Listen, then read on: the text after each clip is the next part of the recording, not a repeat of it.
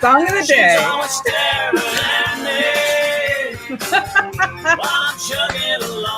What a great song, right? Love it. Like, come on.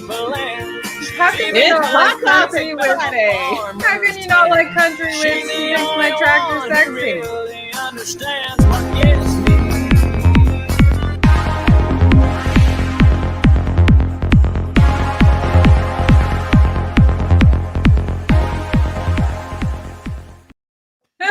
Loving us a little country this morning.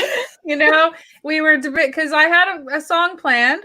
She thinks my tractor's sexy, and then we started the day. I said to Stacy, I'm a very linear girl, and so Stacy started singing "Living in a Linear World," and I am a linear girl. You know that we are. Which is so true, and this is not exactly what I was going to talk about, but I get if things go too all over the place, that's why I don't like mind maps that much. If they're all over the place, I'm like, whew, stop. I need it to see a linear pattern, and that's how I actually follow things. So we were just talking about this cool new thing on Trello. We'll tell you guys about it in a couple weeks after we test it out. Yes, but we have to test first. But my thing is that just public service announcement. You can't be my friend unless you are willing to accept the fact that when you say random things like I'm a linear girl, that I can then break out in song. That's all right. Yeah. So you guys are used to us singing. Well, you're not if you're watching us on LinkedIn, but welcome aboard. We feel more like us when we start the show with some random song, and the reason is because that's what we're talking about. But we'll start off with you, Stacy. What's happening in your linear world? My linear world? Well, it's actually interesting. So speaking of a linear world, when you do podcast editing, it's very linear, right? Like this happens, then this happens, then this happens. So I think the challenge that I'd like to talk about today is how much editing is too much editing. Right. So for example, I had a client yesterday that didn't, so with us, we go live, no problem. Right. We also take this live. We can't go back when we do live. And I think this is the challenge for people who go from doing pre-recorded videos and going, oh, I didn't like that. I'm going to do a new take. I'm going to do another take. I'm going to do another take. I can edit and all of that kind of stuff. And then they put it out there. So I didn't, because I've been doing this for a very long time. I've been doing podcast training and video training as with yourself. I've been doing it many years. I think we forgot a step. And I think the step is to put out your video when you're done. Right. Record it, pretend you're live, record your video or whatever you're recording and put it out.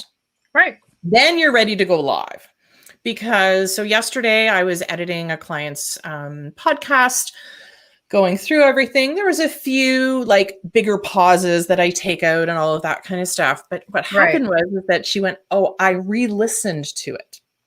And I didn't like the way I asked this question. Can you take that out? Well, you can't. Yeah. Just take out the question, because what ends up happening is the flow. So if you go from, a typical sort of conversation where, hi, how are you today? I'm fine. What did you do last night? And then you say, well, I don't like the way I asked that question. And then you respond with, oh, I watched something on Netflix. If I take out that question, the answer doesn't have context. No, not at all. Right? So you have to be careful if you're doing a solo, but even with those, like, I think that's the part where we get into too much editing is we forget that the conversation, the video, the information, the valuable content, the audio, whatever it is, still needs to have flow. Like you still need to go from one thought to another. So if you decide that, okay, well, I didn't like the way that I said this, and I get this a lot from a lot of my clients. Can you take out the part from like this time to this time, like they timestamp it. It's like, I don't like what I said. Can you take out this time?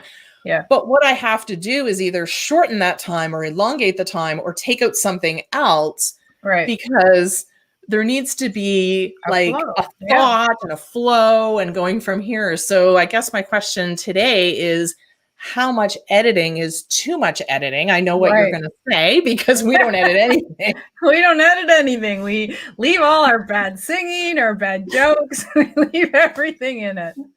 Right. So I mean, you don't rewatch your videos. We don't No. re-listen to things. We don't. We will take some of our videos, depending on the content, stuff like that. Most of our videos then get translated into an audio format and we put those out in our podcast. Right. And in the Mastermind City podcast. But I literally take the video, I detach the audio, put the intro and outro, and then go, okay, publish. Yeah, exactly. Well, I think, there's a couple things in this. Number one is that editing is very old school now, I think. Right. Editing was what people did when they wanted to have this certain persona, and that's it. And everyone, was on there making sure everything was perfect. But then, live came along and the pandemic came along, and now everyone is like, what you see is what you get, which I prefer. And I know I'm gonna get some backlash on this because some people want scripts and they want to be edited because that's the best, but for me it's I would rather see somebody do their whole interview, ask the questions. Maybe it wasn't perfect, but I'd rather people see that it's not perfect and follow along on the pattern. But if you're so caught up in looking perfect, right, then you're spending more time looking perfect than you are actually giving out the information and giving of value, right? So I'm not a big supporter of that editing thing anymore, right? It's kind of like the same conversation we had with filters on Instagram, exactly. Right? They're cool. There's no problem. Use the filters if you want, but the truth is everyone knows that it's a filter. Right. So if your podcast is perfect, then everyone knows it's all edited. And I don't know, sometimes for me, maybe you're different, but I find perfect podcasts really boring.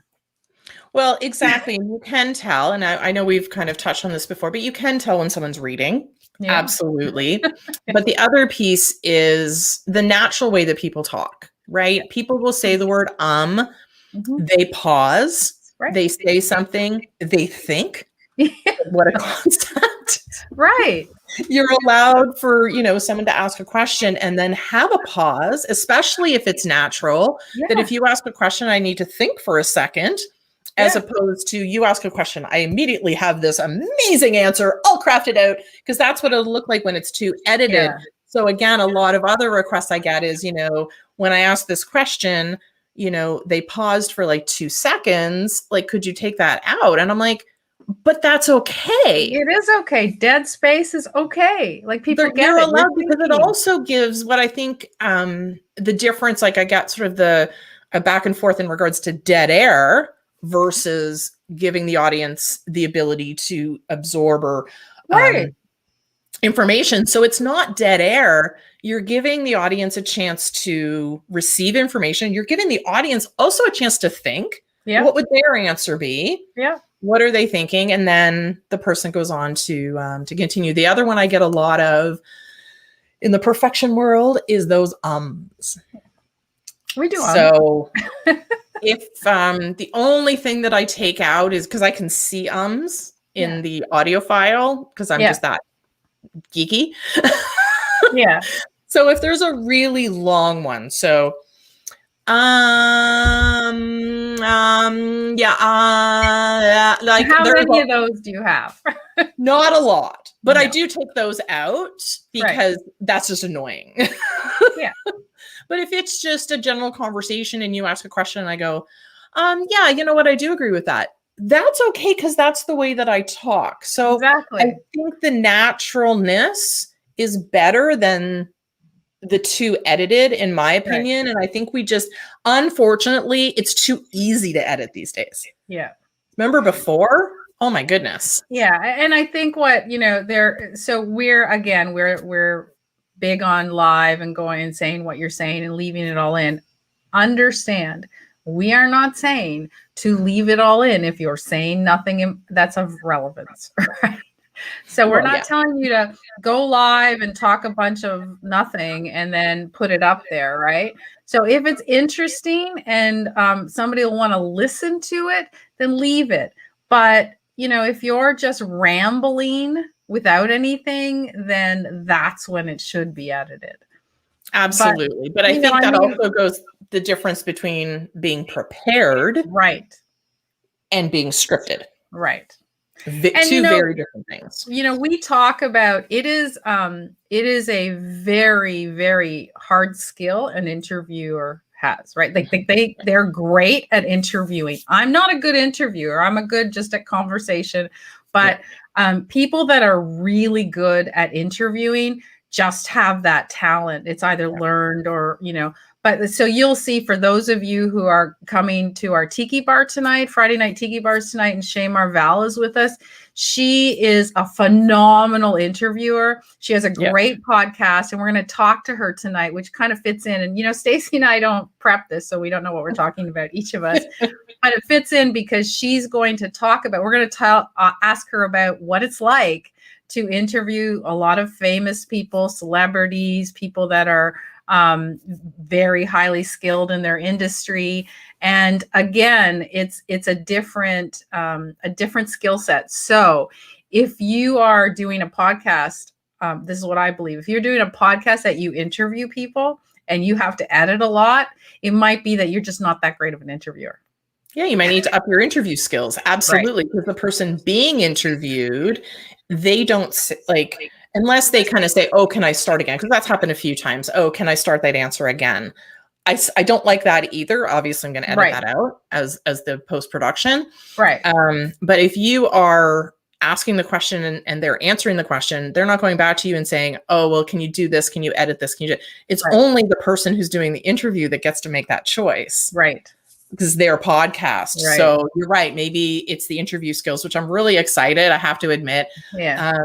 Listening to Shay, like her questions are great. Her guests are always saying, wow, you're like one of the best interviewers I've ever had. They're constantly saying to her, wow, I've never been asked that question before. That's incredible. Exactly. So where does that come from? I'm really excited to have that conversation with her tonight. So really excited. Yeah, that's tonight at 7. So you can join us in the mastermindcitycommunity.com and check it out. And then we'll send you the link. It's all free.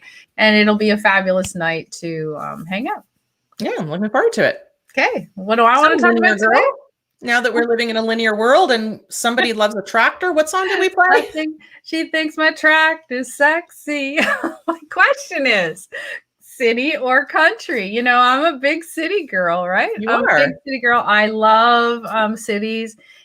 There's always that question, if you go on vacations, do you want to go to a beach, right? Most people want to go to a beach or a resort. Beach. I always pick city. I always want to go to New York, my favorite city, London, Rome. Give me a big city and I feel like I'm on a retreat. That's how I feel. I'm a city person. Want to live in the city, do everything in the city. I've always felt that way. What about you, Stacy?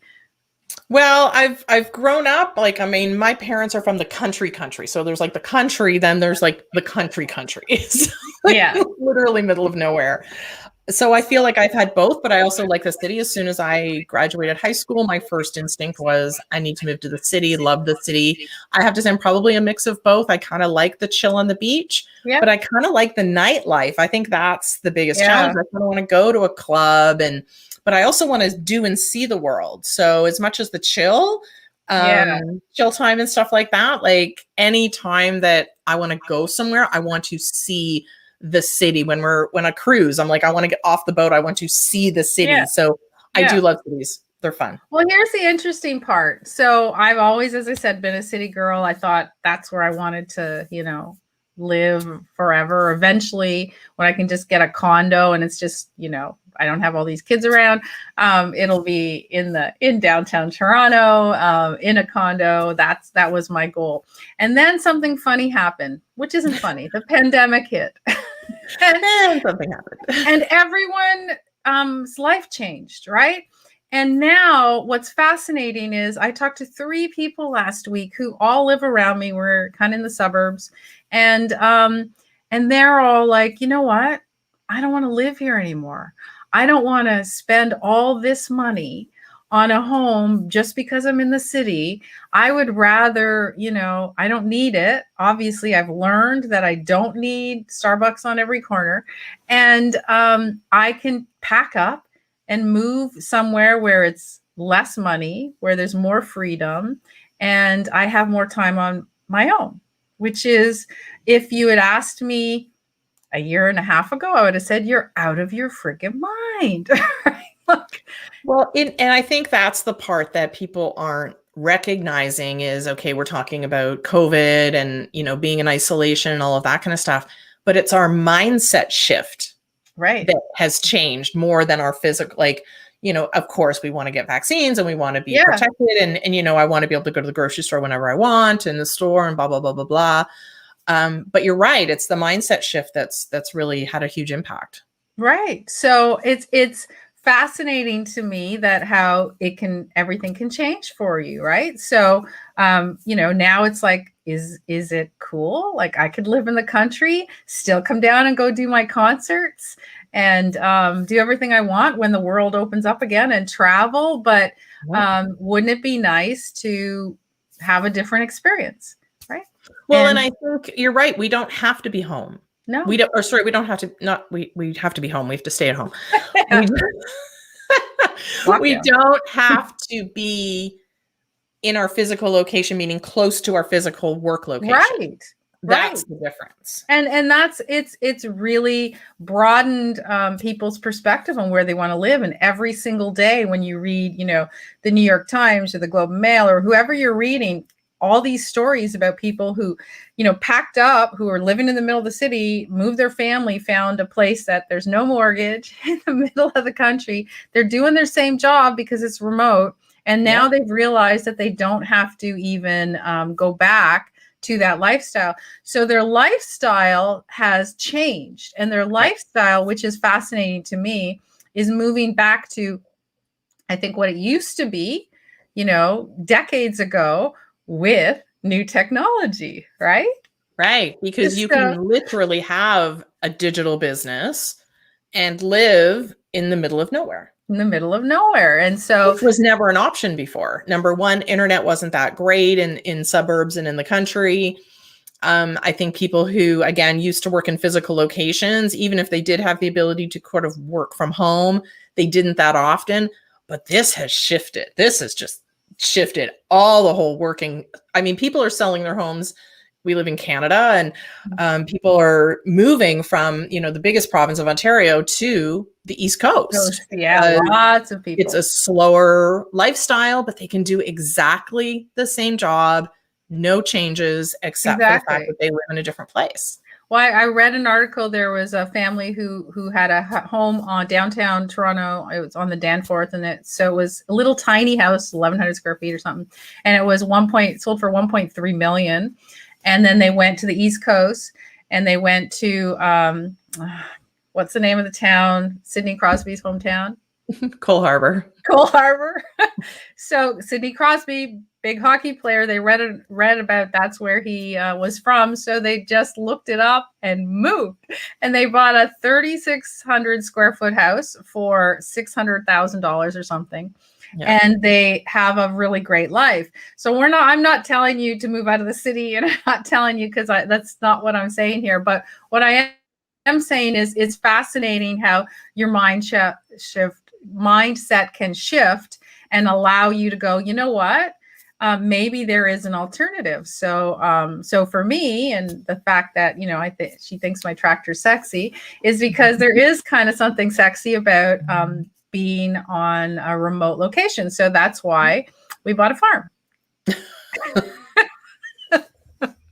A forest farm. Awesome. So we're going to take you on that journey, and part of this crazy farm is we're going to show you how we're going to, Stacy and I'm going to take you on a journey, because we are going to set up a fabulous studio there that we can come to you remotely, and we'll show you the trials and tribulations of what it's like to set up your digital business remotely in a location that you didn't expect to be in, but still have access when you want to the city. I think it's going to be a really great adventure. I think it's going to be a lot of fun for us. And I want you guys to come on the journey with us so that you can see maybe it's something you should think about that you never thought of, right? Maybe But I it'll be think fun. what you said was really key, which was in close proximity. Right. That would probably be my deal breaker, is the close proximity. I still want to be able to go somewhere close, go to shops, go to the grocery store, I wouldn't want to live that remote that my grocery not store is an totally hour remote. away. No, No, so it's all. not that remote. No. We're close. But we'll show you. It'll be fun. But yeah, I mean, to me, my first, let's not kid yourself. The first thing I'm going to do when we're finally out of lockdown and things are kind of back to normal is go to a concert. Like, I miss my concerts. We had season passes. I miss them so much, and I don't see them coming back for another year still. So you're going to have to be stuck listening to Stacy and I sing. Or other people sing. We can bring in other people. Anybody who's willing to volunteer. We do have YouTube. That was YouTube that was playing earlier. So we do have other people that are professional singers singing the songs. That's helpful. But yes, the studio, I think what's going to be really interesting to see is the transformation. So taking something that, and I admit, again, going back to you're a linear girl, Faye is very good at seeing beyond what's there. So when you see this particular farm in the way it looks right now is going to be dramatically different than what it's going to look like when she gets her hands on it. But the difference is that she can see past sort of the aesthetics and see what's possible. And I think that comes from your linear brain. Yeah. I think in linear as well, but I don't have that ability. So I'm having a very hard time because all I see is what's there. I'm more of I need to see it. So seeing what's possible I'm still not 100% of the way there. I'm excited to see what's possible, but I can't visualize it yet. And we, Stacey and I both wanted a space that we could do more for you guys, right? We wanted a dedicated studio space. We had one at one time before pandemic, and now it's a different animal, right? We don't have to be, as we said, in downtown Toronto. We don't have to spend a ton of money on a studio. We can actually do it in a space wherever we are, just like we have been coming to you for the last year. But now we want to do something bigger. We have a big conference that we're putting on in September 17th and 18th, that we'll tell you guys about as we get closer. And we wanted a space where we could, invite some of our guests, and I needed to have some options. So just so, for example, when you're in a remote space, your internet might not be so good. So you have to look at all those things, and you have to figure out solutions along the way. And that's why we want to take you on that journey so that if somebody's watching today and they're, somewhere where their internet's not good, what did we do to fix it? What did we do? What did we implement that's inexpensive? Because we don't have a ton of money to spend on this place. So we wanted to make sure that we could do something that everyone could relate to, and it can inspire you to do more. Absolutely. So I'm really excited.